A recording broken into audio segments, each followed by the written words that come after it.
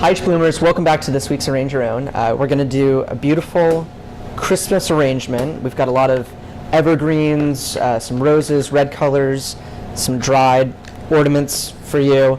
So just to give your house a really festive feeling, we're going to start out with, we've got all of these wonderful evergreens that are wonderful. They'll fill your house with beautiful, beautiful smell of Christmas, much better than a candle from the Yankee Candle or something like that.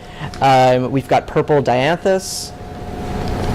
We have some dried lotus pods, which are great. You can keep these after the flowers have gone away and use these in other arrangements or for decoration.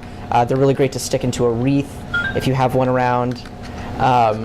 We have some coffee break red roses, lots of them, lots of good body for the arrangement. We have peach hypericone and some greens. So we're going to start out with a vase. I'm choosing to do sort of a silver pewter vase, just to make it a little bit more formal. I'm envisioning this maybe on a Christmas table. So we're going to start out with a collar of the evergreen.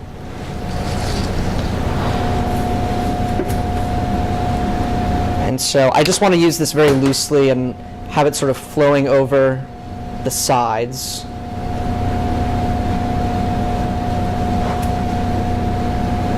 And the smell of evergreen goes so well with most things that everybody's cooking for the holidays, so it is perfect to have on the dining room table. Just put that in right there.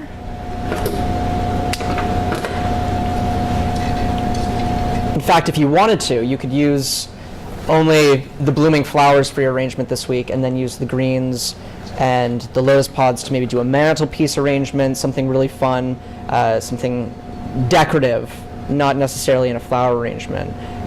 So use them sort of as props in the rest of your house.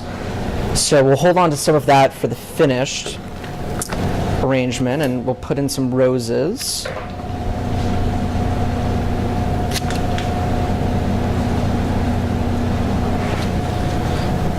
And I love these roses because they're not the traditional deli red roses that you'll get.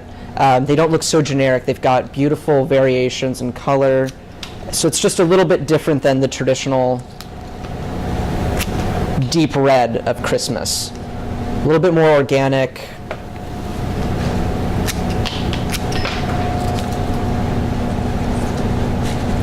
And just so you can see, I'm going all around, doing a very uniform sort of dome shape will be the finished effect that I'm looking for.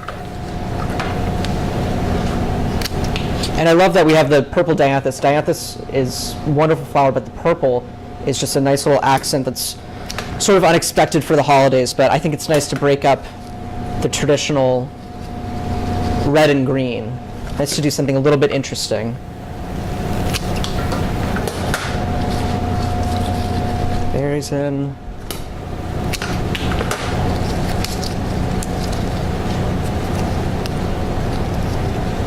And the hypericone is very festive. I usually just do a wreath of only hypericone because, again, the green and red classic combination, you can't go wrong.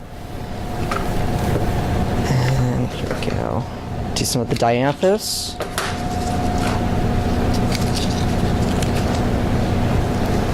And when you're prepping these, just keep some of these little leaves on because they just add nice body to the arrangement. Makes it feel as full as possible.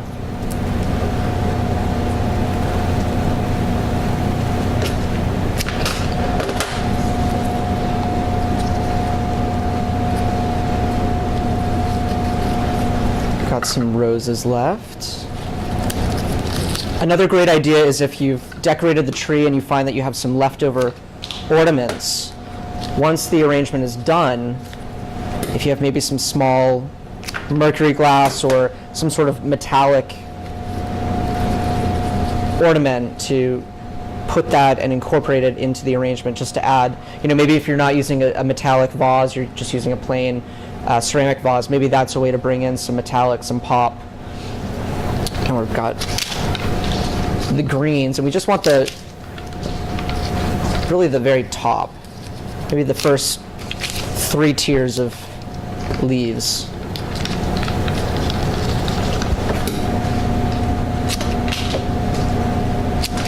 And a common mistake that I'm realizing I think a lot of first-time arrangers make is they try to cut the stems so that they're exactly the length of the depth of the vase. And really right now, because we have so much product and it's so full, you can cut them much shorter and everything will stay propped up very high.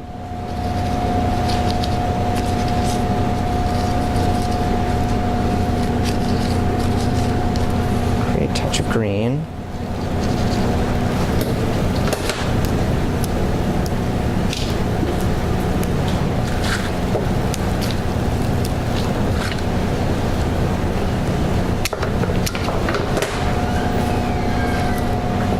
And I've just saved 2 laterals of the evergreen because I think with the collar coming out like this, it might just be nice to have a few sticking up and separating the roses.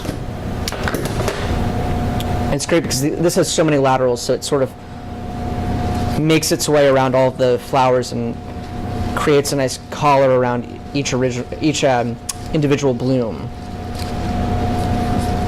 Just pulling up the purple dianthus right now so that you can see that. And it really doesn't even read as purple in this arrangement. It just sort of adds some more dimension to the already very interesting roses.